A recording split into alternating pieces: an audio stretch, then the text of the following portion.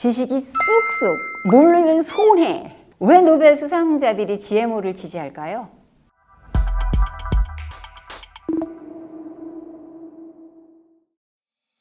안녕하세요. 저는 유전공학 정책 중에서 특히 사회적 수용에 대한 것을 약 14년째 연구해 오고 있는 한국공공관리연구원의 정책학자 김종미입니다.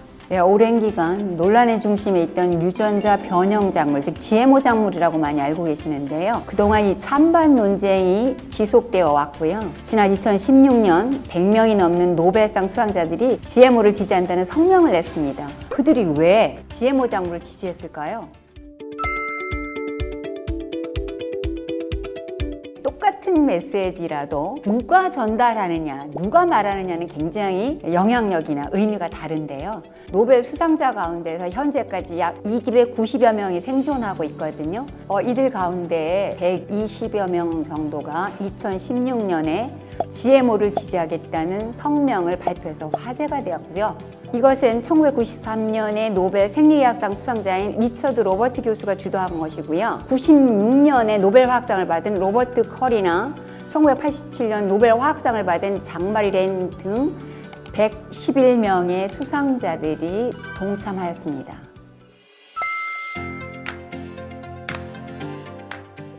이 성명을 주도하신 리처드 로버트가 이런 말을 했었습니다. 비타민 A가 풍부한 골든 라이스, 즉 이걸 황금쌀이라고 말하는데요. 이 황금쌀이 개발된 지 18년이 지났는데 아직까지 출시가 지연되고 있습니다.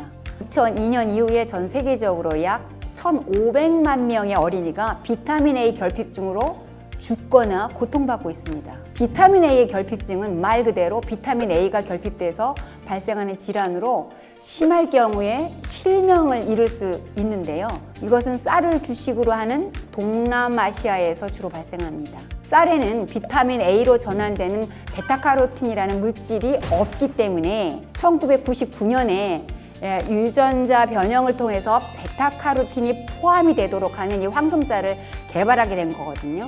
이것은 옥수수 안에 들어있는 베타카로틴 유전자를 쌀에 주입한 것입니다. 그런데 환경단체를 포함하는 반제모 단체들이 안전하지 않다는 이유 등으로 황금쌀의 재배 및 유통을 반대하고 나서자 노벨 수상자분들이 비타민 A 결핍으로 고통받는 아이들을 위해 반대하지 말라는 성명을 발표한 것입니다. 혹시 비타민 A?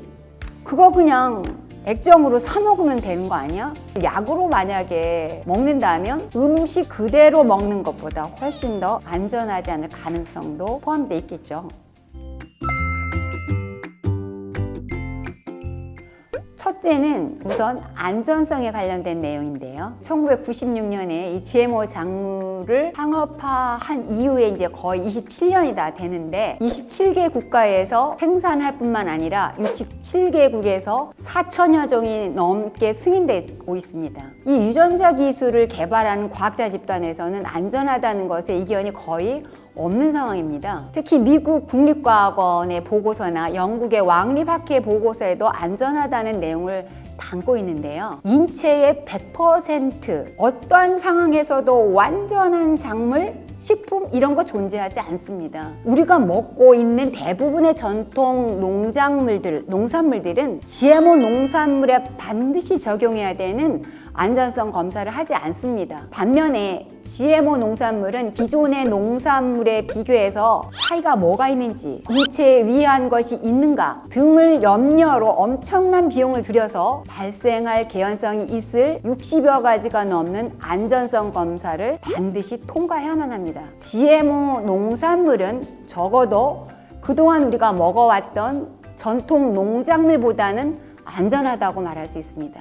두 번째는 필요성에 관련된 것입니다. 먹거리가 넘치는 국가가 있는 반면에 식량난으로 매일 목숨을 잃어가는 나라도 있습니다. 이런 현상은 전 세계가 인구가 증가하고 있고 또 기후변화로 인해서 경지 면적의 감소나 생산량이 감소로 인해서 앞으로도 식량의 부족이 문제가 심각화될 가능성이 큽니다. 그렇기 때문에 전 세계는 이 식량 부족 문제에 대한 것이 아주 시급한 상황이고요. 이 문제 해결을 위해서 유전자 변형 기술 아주 확실한 대안으로 부상되고 있습니다. 예컨대 아프리카에서는 바나나가 과일이 아니라 식량입니다.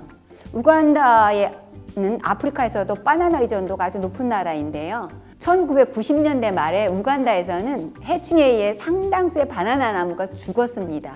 하지만 이 해충 저항성이 있는 GMO 바나나를 개발하면서 2년 만에 2배 이상의 바나나를 생산하게 됐죠. 다른 아프리카에서는 특정 옥수수를 품종 개량해서 고온 건조해진 기후에 잘 적응하는 하이브리드 작물을 개발하기도 했고요. 특히 나이지리아 농부들은 GM 동부콩을 재배를 하기로 했고, 이 GM 동부콩이 식량 안보를 강화해 줄 것뿐만 아니라 농가 소득의 30%가 증가할 것을 예상하고 있습니다. 특히 올해 아르헨티나에서는 감저항성인 유전자 변형 밀을 판매할 것을 발표했는데요. 이는 일반 밀보다 43%의 수확량이 높았다고 합니다.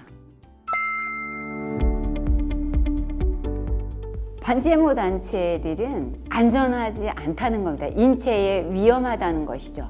위해성의 사례를 많이 들고 있거든요. 근데 실질적으로 27년간 먹어왔던 사람들이나 가축에게 구체적인 위해성의 증거 사례는 단 한 건도 없습니다. 또 하나 많이 거론되고 있는 것 중에 하나가 해충 저항성 GM 작물인데요. 해충이 GM 작물을 먹으면 그 해충의 위가 3일 이내에 이렇게 구멍이 뚫려서 그 해충이 죽게 되는데, 아니 그 연약한 해충이 죽을 정도면 사람에게 얼마나 위험할까? 그렇게 생각하는 경우가 많습니다. 또 그렇게 주장하기도 하고요. 그런데 이것은 일부 해충의 위의 강알칼리성에만 활성화되는 것이고요. 사람의 위액은 해충과 달리 강산성이거든요. 그래서 사람에게는 이게 활성화되거나 작동되지 않기 때문에 위험하지 않습니다. 노벨 수상자들이 주장했다고 해서 그 내용이 모두가 옳고 좋은 것은 아닙니다. 그럼에도 불구하고 노벨 수상자들은 그 해당 분야에 대해서 상당한 전문성을 검증받은 분들이기 때문에 누구보다 그분들의 주장은 설득력이 굉장히 높죠. 두 번째, 이분들이 왜 그러면 이런 주장을 했냐? 절대적인 식량이 전 세계적으로 부족하니까 나눠 먹을 파이를 키워야 됩니다. 지금은 다 노나 먹는다 치더라도 부족하다는 거죠. 그렇다면 노나 먹도록 이 파이를 키우자는 겁니다.